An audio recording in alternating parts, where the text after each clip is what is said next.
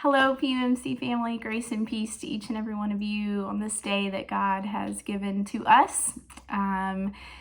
It is a new day in a new place. I'm broadcasting to you from the PUMC parsonage rather than my PUMC office.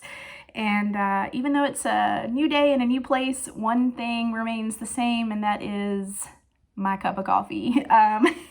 I thought since I shared with you in my last video about the coffee mug that I'd brought with me to the office, I figured you might get a little chuckle out of today's coffee mug. This one is brought to you all the way from 1990.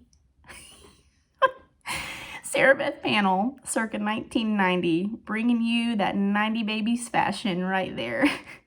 This mug belonged to my grandmother, and she gave it to me when she was cleaning out her house, preparing to move.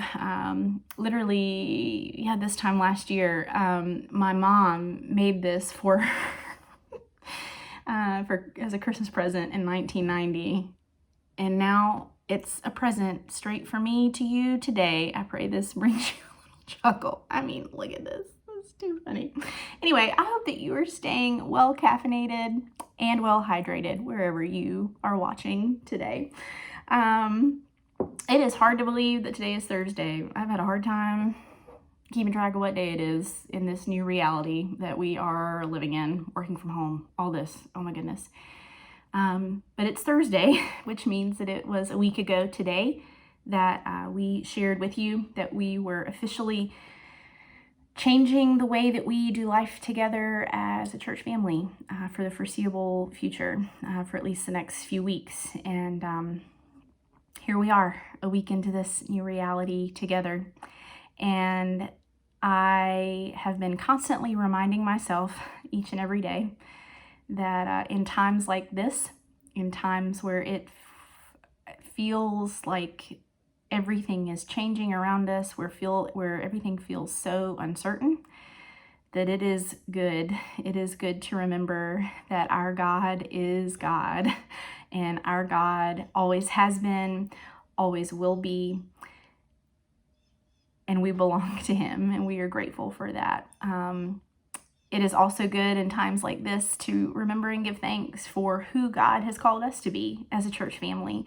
For nearly a decade, our church has boldly proclaimed that we believe that God has called us as a family of believers to be a church in our community who is committed to growing disciples of Jesus in faith, hope, and love. If you have not heard that catchphrase, our mission statement, the defining statement of who we are, of our identity, then you've missed out. You've missed something, because it is plastered all over our church. It is on our bulletin, printed on our bulletin every Sunday. It's on our website. It is everywhere in everything that we do. It is literally the guiding force behind how we are seeking to live out God's calling on our lives. It is how we have organized every aspect of our ministry as a church. And so even though so much has changed and so much seems so uncertain these days, our calling, our identity, and our way of being church is still the same. We, even now, together yet apart, we are continuing to be committed to growing disciples of Jesus in faith, hope, and love. And so I just want to take a few minutes to share with you about how we are doing that, how we've sought to live that out this past week, and how we are prayerfully planning and discerning and preparing to do that in the weeks ahead. So, all that being said, I want to also take a moment to say thank you for your continued prayers, your support, your abundant grace, and your flexibility as we figure out this new reality together as church. So as we seek to continue to grow disciples of Jesus in faith, hope, and love, the first thing that we are committing to do above and beyond, first and foremost, is that we are committing, as we always have, to be worshipful, to as people of God to give praise to God. It is good. It is good and right and a joyful thing to give thanks and praise to God Almighty, to give him our thanks, our praise, and our worship. And so that is primarily how we seek to grow in our faith, to deepen our faith. That first part of our mission statement is to grow in faith. We do that by worshiping together and by growing in our faith together, by praying, studying scripture, and sharing our faith with one another. We have done that week in and week out in our church family. And so even now we are continuing to do so. Our top priority has been to continue to worship together, even though we are apart. So last Sunday, you received some worshipful resources that provided provided means for you to worship together, for us to worship together, even though we are apart. And I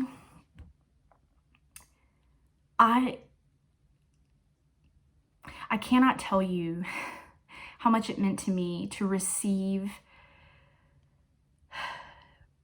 texts, emails, communication from you, sharing with me your stories of how you worshiped last Sunday and how you have worshiped this week. It's just amazing to me, truly. I had someone text me on Sunday to say that they had gone for a walk with their cell phone in hand so that they could listen to our worship podcast while they walked out in God's beautiful creation. I had several of you let me know that you had sat down with your spouse over a Sunday morning cup of coffee, and that you sat and you listened to the music, beautiful music that Rodney offered to us, and the sermon podcast. And then as late as Wednesday, I had a family of 5 share with me that they together, 2 parents and 3 kids of all different ages, that they had sat down, huddled together around a laptop in their living room to listen and to worship together. So I'm so thankful. I'm so thankful for how we are still worshiping together even while we are apart. And you're going to continue to have that opportunity. So again, this coming Sunday by 10 o'clock, you're going to receive another sermon podcast. You're going to receive 3 songs, actually, 2 from Rodney Oldham and 1 from Joe Sanchez. I pray that these will continue to be a blessing to you, that you will use them, that they might be a means of worship for you, that in the midst of everything going on right now, especially for those of you who are having to work from home and you've suddenly become homeschool teachers as well, I pray that you will intentionally set time aside to worship, make time for your soul, for your spirit, and to worship God. In addition to worship, we are seeking to carve out ways and spaces for us to share in spiritual formation together. I want to give a shout out to Kelly Boyd, who has very creatively put together a new Facebook group called PUMC Kids Ministry, an incredible space for children and families to come and connect together, to continue to grow in your faith and to share your lives with one another during this time. She's already posted there last Sunday's children's ministry, children's worship activity, as well as there's already a TikTok challenge for this week. Apparently I really need to check out TikTok because apparently it's like a really big thing. And so you want to check that out, and would love for you to participate in that as well. And there is going to be over the next week, as our focus is going to be around prayer and how we are called to be prayerful people always, but especially during these times. She is going to be posting daily challenges for children and activities for you all to share in, and they are so fun and so exciting, and most of them I am kind of thinking that I need to participate in them too because they sound so fun and so great. So I hope that you all will check that out. Just search, I will link almost everything that I am able to, anything I'm able to link below that I talk about in this video, I will share, and I hope that you will access them and use them as you are able, including our PUMC Kids Ministry group. We will also, starting next Monday, begin to share daily prayer and devotionals that you'll be able to watch and participate in, inviting us all to be prayerful with a different focus of prayer each and every day for next week. So I hope that you will follow along with us with that. You'll be receiving more information about that soon. So as we continue to seek to deepen our faith, we are also seeking to find ways of how we can continue to share our hope. As those who are growing disciples of Jesus in faith, hope, and love, we are seeking to share our hope that we have in Jesus Christ. As a church, we do this in primarily two ways. One, through missions, and two, through evangelism. So first of all, I want to invite you, if you have not yet already, consider making a donation to CORA Food Pantry. They very much need assistance during this time. There is so much need right now. You all have been consistently generous. You made a commitment 2 years ago to give monthly donations to CORA Food Pantry, the Chatham Outreach Alliance, and the good ministry and good work that they do. And they primarily need 4 things. One is paper grocery bags. If you have paper grocery bags sitting at home, please consider taking them directly to CORA Food Pantry. Also, they very, very, very much need non-perishable food items. Holly Norton, a member of our missions team, stopped by there earlier this week to deliver our most recent donations from church. She asked what they needed, and the volunteer staff person looked at them and said, everything.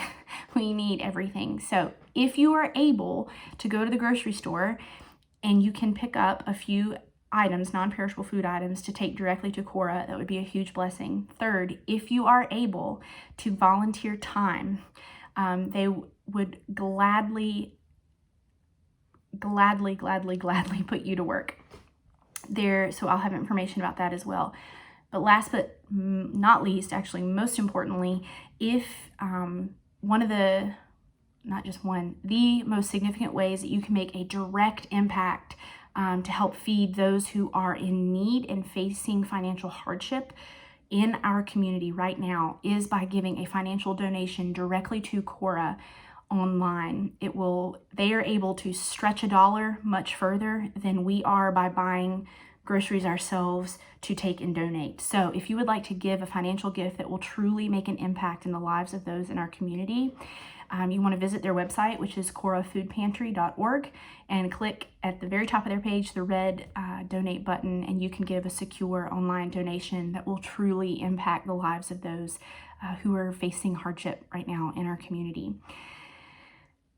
So also in how we share our hope with Christ is by evangelism. Evangelism is a big fancy church word that simply means to share the good news, to be those who share the good news. And so we as people of faith want to share our hope in Christ, to share the good news with others. What an incredible opportunity we are living in right now to share our hope that we have. This has been such a challenge to learn technology lately. It's also been an incredible opportunity to figure out how to connect more often and connect even more deeply through various means.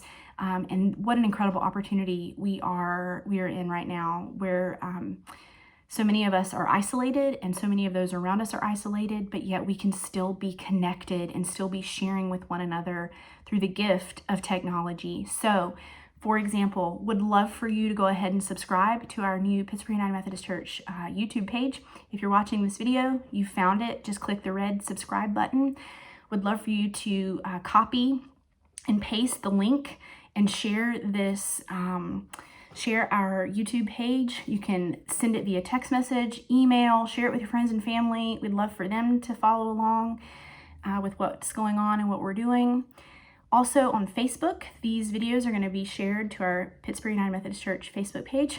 Would love for you to share any and everything that we post on our Facebook page at this time, to share it on your own personal Facebook page.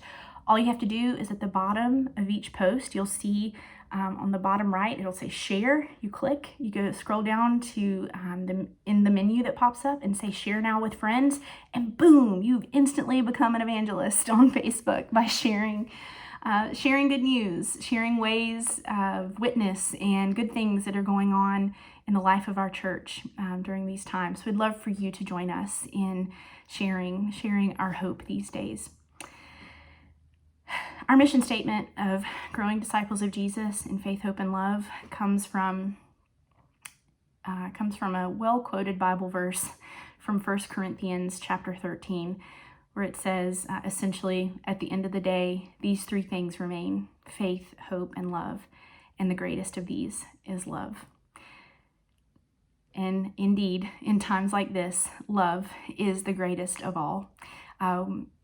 Growing in our love of God, we do that best when we grow in our love of others, when we love God and we love others well. And so I have two ways in particular that I want to invite you to join us in celebrating and sharing and growing in our love of God and love of others. The first is earlier this week, this is it's truly heartwarming for me. Earlier this week, we had 11 church members volunteer to come alongside our staff and our congregational care team to be part of the first phase of what we are calling our call team. It's a very creative name, but it's our call team. That is literally a ministry of making phone calls and meant to be an avenue for us to continue to connect with one another, to check in with one another, to check in with church members, to see how we're doing, to receive prayer requests, and to address needs if and when they come up. I want to invite you to participate in this, even if it's in a small way right now as we continue to build the phases of this. Call somebody from church. Call somebody from your Sunday school class. Call everybody in your Sunday school class. Call someone from the groups that you spend the most time in: choir, Methodist men, United Methodist women, prayer shawl ministry, the committees that you serve on. Who are the people that sit around the table with you during all those blessed committee meetings? Who are the people that you see every time you walk through the doors at church? Who are the people that sit next to you on the pew or in front of you or behind you? Who are the people that come to mind when you picture yourself walking into the church building? Who are the faces that you associate with church? Call them. I invite you to call them. Call them this week. At the very least, send a text message. But let's call one another. Let's say hello. Ask how we can be praying for one another. Ask how they're doing. Because chances are, if they're stuck at home having to do work and teach their children, they're probably just as stressed as you are. Ask how you can help. Ask how you can be in prayer. Let's call one another. Let's love one another well. Then last but not least, oh my goodness, I just looked and this video is 18 minutes long. I am so sorry. Okay, last but not least, but I saved the most important for last. So much for a short video. This is great. Last but not least, one of the most significant ways that you can love your church well right now is by continuing to give financially. Your tithes and offerings make ministry happen. I say this as often as I can. Your financial generosity makes ministry happen through the life of our church. Even though we are not gathering in the church building right now, our needs and our expenses continue each and every day. In fact, a bit of really good news is that even while the rest of the world seems to be coming to a halt right now and slowing down, that actually construction on our Family Life Center is ramping up. It's like full force this week. Our contractor began significant groundwork on the site of our Family Life Center this week, and they will continue to be about their work, to continue construction as long as it is safe for their crews to do so. Ministry is still happening. every day, our staff is still serving, your leaders are still serving. So much is happening each and every day, and you, by your generosity, your prayers, and your support, you are making an impact. And the easiest way that you can give to ensure that ministry continues is to give online. You can visit our website, pittsburghunitedmethodistchurch.org, and click on giving at the top of the page. It is super easy to set up a secure online giving account so that you can give a one-time gift, or even better, you can set up a recurring gift as well. You can also, if you are able, you can mail your gift to our church P.O. box. All of this information I will have linked for you as part of this post. And I want to thank you for listening to this 20-minute video. Oh my goodness, preachers can't make anything brief. It's just especially this one. So thank you for listening to all of this. I am really working on trying to create short announcement videos. So y'all just pray for that to happen. I am so grateful for you. I'm so grateful for each of you. I'm praying for each of you, holding you and your loved ones close to my heart during this time. I want to thank you. I want to thank you for all that you're doing and all that is yet to be done, all that God has in store for the weeks ahead. And I want to thank you for continuing to be committed as a church family to growing disciples of Jesus in faith, hope, and love.